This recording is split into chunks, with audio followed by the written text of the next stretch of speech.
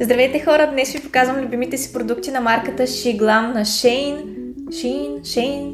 Всеки го произнася различно, нямам идея как е правилно, знаете за какво става въпрос. Искам само да уточня, че аз съм обикновен потребител, не съм гримьор, не съм химик, просто ползвам някои от тези продукти от около 3 години вече и искам да споделя мнението си за тях, ако някой се чуди дали да ги пробва или не.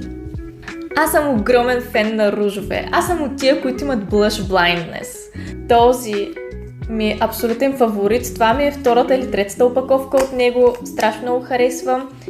Имам още няколко цвята от тях, като напоследък най-много ползвам този, защото е един много естествен розов. Това са джели стикове, от които имам 3 цвята. Усещат се някакси мокри, много са интересни, като на мен ми е много любим този тип шампанско, но аз ще ви покажа всичките. Днес ще се омацам на маймуна.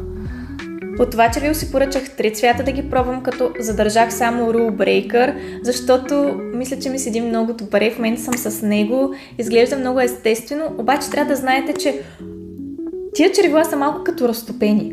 Те просто имат много странна формула и не се задържат на устните, много бързо се изтриват, да знаете. Но пък толкова много ми харесва този цвят. Много трудно си намирам червило, което да ми ходи.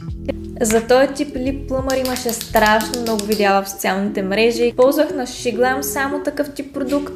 Това ми е втората опаковка, мисля, от него, да. Искате ли част 2 и изобщо вълнува ли ви мнението на някой, който е обикновен потребител, като по-голямата част от вас? Или пък предпочитате да гледате такива видеа конкретно от гримьори?